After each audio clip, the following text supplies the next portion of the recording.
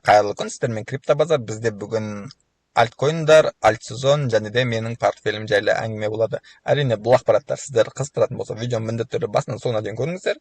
Каналға тіркелмеген болсаңыздар, каналға тіркеліп, лайк басып, комментарий жазып, қоңырауын басып қоюды ұмытпаңыздар. Енді қараңыздар, ең бірінші мен өзімнің портфелімнен бастайын. Менде дәл қазір портфельде көргендеріңізде $741 ғана тұр.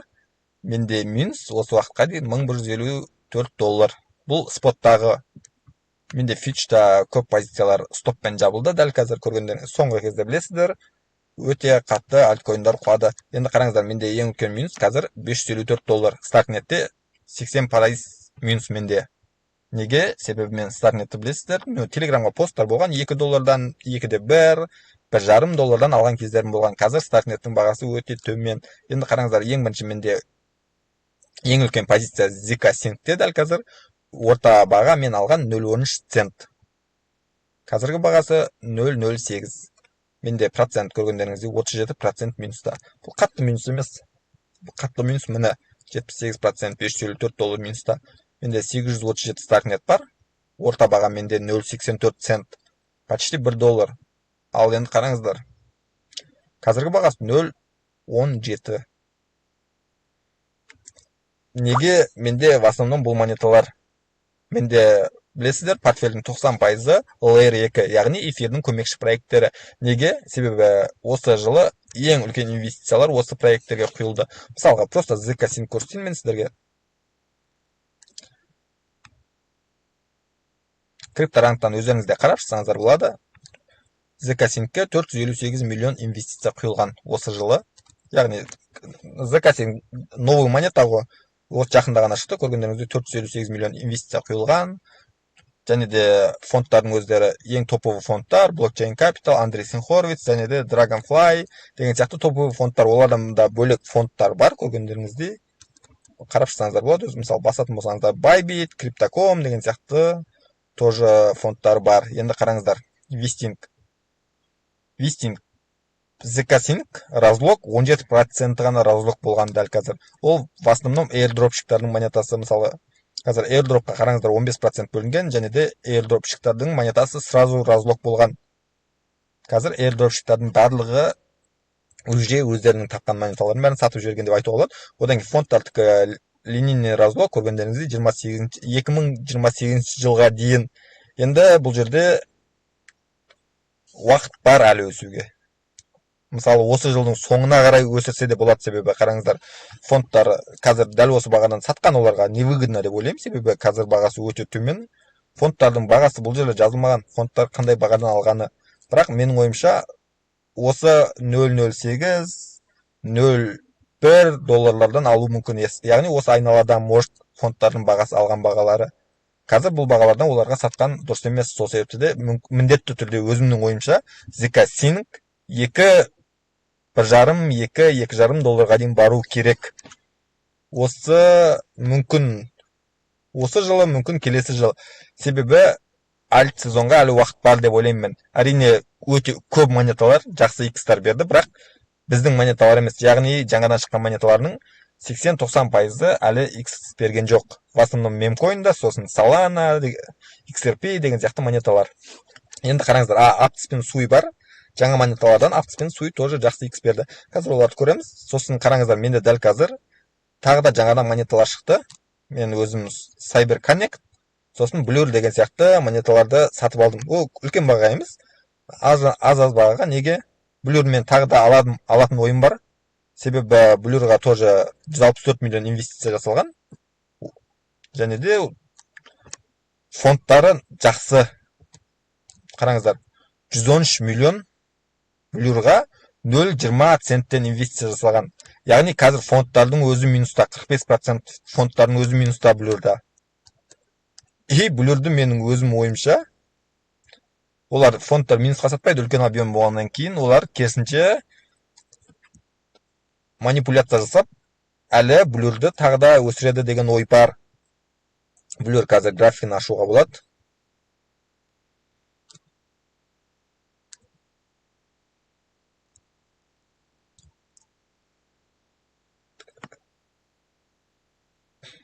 Қараңыздар, Blur. Тоже NFT агрегат, бұл Blur деген Енді қараңыздар, шыққан уақыттан бастап 0,8 почти 1 долларға жақын бағадан шыққан. Дәл қазіргі бағасы 0,11. Бұл проект тоже новый проект. Енді қай жерге дейін бару мүмкін бағасы 0,2-ден 0,2 доллардан фондтар алған баға болатын болса, 2-3 долларға дейін бару мүмкін. Себебі қараңыздар, фондтар өздерінің объемдарын сразу сатып жібере алмайды, потому что оларға ликвидность керек. Ликвидность болу үшін монетада адамдар болу керек. Мысалы қараңыздар, мысалы 2 долларға дейін барған күннің өзінде, мысалы фондтар сататын болса, ол сразу қайттан қазіргі бағасына келуі мүмкін. Сол себепті де оларға барлық объемды бірдей сата алмайды, просто жай сатады. Сол себепті де осы жерлерде былайынан сызықтар болуы мүмкін. Яғни орта бағасы менің ойымша 1,5-2 долларға дейін бару керек. Сосын CyberConnect тоже жақсы проект, және де хайповый, себебі CyberConnect тоже жақсы иксовать етті басында. Қазір енді өте үлкен минуста. Қазір CyberConnect бар ма енді?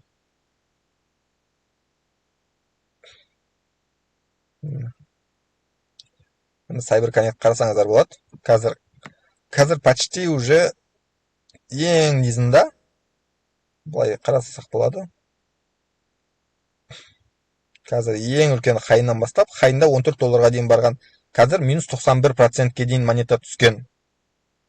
Қайттан 11 долларға дейін бару мүмкін ба? Қиын деп ойлаймын, 6-5 доллар әшейін көруге болады CyberConnect-ті. Яғни CyberConnect 5-6 долларға дейін бару мүмкін. Әрине ол өзім ойым. Қараңыз, менің портфелім жайлы жалпы ақпарат осылар. Ары қарай мен барлық монеталарға талдау жасау дәл қазір қажет емес деп ойлаймын, себебі көп монеталар менде бір-біріне ұқсайды, және де барлық монеталар менде 30 бен 60% арасында минуста. Әрине Starknet қана өте үлкен минуста. Ең аз минус менде 27%. WorldCoin. Менде WorldCoin қазір көп емес. Менде WorldCoin менде алдын өте көп болған, және де фьючерда менде ең көп сделка WorldCoin'да болған. WorldCoin маған 500-600 долларға дейін фьючерда X берді, бірақ кейін қайттан минус, стоптар өте қатты құлады. Портфель жайлы ақпараттар осы. Ал енді альтсезон көп адамдар уже бітіп қалды деп жүр. Неге? Себебі пикнан бастап қайттан уже 70-80% минусқа түсіп тастады альткоиндар. Мысалы қазір мен өзім ойлаймын, әлі бізде уақыт бар деп ойлаймын. Яғни бізге әлі күтуге болады негізінде. Мысалға алатын болсақ, әлі 200-300 күн жай альтсезон күтіп жата берсек болады. Әрине қараңыздар, себебі бізде биткоинда бізде дәл қазір уже 4-ші рет, осы жыл 4-ші рет болады, қателеспесем. Уже 4-ші рет өзінің all-time high-ын жаңартып жатыр биткоин. Мысалға алатын болсақ, қараңыздар, ең бірінші бізде мына алдыңғын есептемей қойсақ болады. Бізде ең бірінші 2013 жылы декабрь айында биткоин, қараңыздар, 1651 долларға дейін жетті. Одан кейін түсті. Одан кейін 2018-де қайттан өзінің пикін жаңартып, тағы да all-time high қойды. 2017 жылы 4 декабрь дейді. Енді ол осы аралықта қанша уақыт өтті? Қараңыздар. 1449 күн өткен осы аралықта. Бірінші циклда. Екінші цикл деп алсақ, негізінде 4 цикл болды. Мен қазір ең бірінші циклды есептеп тұрған жоқпын. Керек емес, бұл жерде майда-шүйда. Ал екінші цикл, қараңыздар. Екінші цикл бізде 2017 жылы бізде пикінан 2021 жылғы пикіна дейін қанша уақыт өтті? 1428 күн өтті. Ал енді қараңыздар, бірінші цикл 1449 күн болса, екінші цикл 1428 күн болды. Ал қараңыздар, енді бірінші циклда бізде 11,000%-ке өсті биткоин. Ал екінші циклда уже 2000%-ке. Ал енді үшінші цикл, қазіргі циклда, қараңыздар, 1200 күн өтті. Әлі бізде былай шыққан кезде 200 или 300 күн бар цикл бітуіне. Бұның бәрі 100% ақпарат емес, әрине бұл вероятность былай шыққан кезде. Мүмкін бізде тағы да қараңыздар. Тататын болсақ, жоқ, былай қояйық та. Былай татайық. Міне, 2025 жылдың октябрь айына дейін уақыт бар. Әрине ұзарып кете беруі мүмкін. яғни қазіргі циклда биткоин қанша пайызға өсті? Тартуға болады. Көргендеріңіздей 500%. Уже бұл циклда 500%. Әрине бұл цикл әлі біткен жоқ. Бұл циклның әлі бітуіне орта есеппен 300 күндей бар деп алған күннің өзінде биткоин дәл қазір 1000%-ға дейін өсуі мүмкін. Яғни осы жылы биткоин $200,000 дейін баруы мүмкін. Бұның бәрі әрине 100% ақпарат емес. Көргендеріңіздей осылай. Историяға қарайтын болсақ, примерно әлі 300 күн бізде бар, және де биткоин 180, 150, $200,000 дейін бару мүмкін. Ал эфирге келетін болсақ, эфирде тоже сондай жағдай. Мысалы, эфирде қазір қанша цикл көрсетуге болады. Мысалы, бірінші цикл керек емес, тоже майда шүйда. Екінші цикл бізде былайша алатын болсақ, тоже 1400 күн, процент қанша пайызға дейін өскен? 5200% өскен. Ал қазір эфир тіпті өзінің алдыңғы пикін жаңартқан да жоқ. Яғни ең незінен 5000% тартып көрсек, ол қанша болады? Ол $47,000 болады екен. 5000% тартпай қояйық біз. Просто 2000% тартатын болсақ, жартысы. Эфир осы циклдің соңында 15,000 мен $20,000 арасына дейін бару керек. Әрине бұл тарихқа қарасақ, менің ойымша, енді қараңыздар, альт сезон әлі болған жоқ. Биткоин жақсы көтерілді, бірақ әрине әлі де көтеріледі деп ойлаймын. Ал енді соңғысы биткоин доминация. Көргендеріңізде қазір биткоиннің доминациясы 61%-те тұр. Яғни басқа монеталарды биткоин қазір доминировать етіп тұр. Альт сезон болғанын қалай білуге болады? Қараңыздар. Альт сезон если болған болса, биткоиннің доминациясы өте қатты құлайды. Себебі биткоин уже доминациясы түседі. Басқа монеталар, альткоиндар көтерілген сайын биткоин доминациясы түседі. Қараңыздар, бірінші циклда биткоиннің доминациясы 61%-ға түскен, ал екінші циклда уже 44%-ке түскен.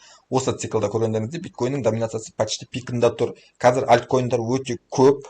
Сол себепті де альт сезон болатын болса, міндетті түрде доминация минимум 37-40%-ға дейін түсу керек. Яғни, мені көргендеріңізде мен белгілеп қойғам, 39%-ке дейін түсу керек. Яғни 40-та 39-35-те тұру керек. Ол минимум, менің өзімнің ойым ол. Мүмкін 33, мүмкін 30%-ға дейін түсуі де мүмкін биткоин доминациясы. Сол кезде уже альт сезон бітті деп айта беруге болады. Яғни, қараңыздар, биткоиннің доминациясы 30-дың айналасында, немесе 40 пен 30-дың ортасында уже альт сезон примерно бітті деп есептей беруге болады. Мен өзім де сол кезде портфельдерімнің барлығын босататын боламын. Бүгінгі видео осы. Көргендеріңіздей, әрине ұнаса, міндетті түрде лайк басып, өздеріңіздің ойларыңызды комментарияға жазып кетсеңіздер болады.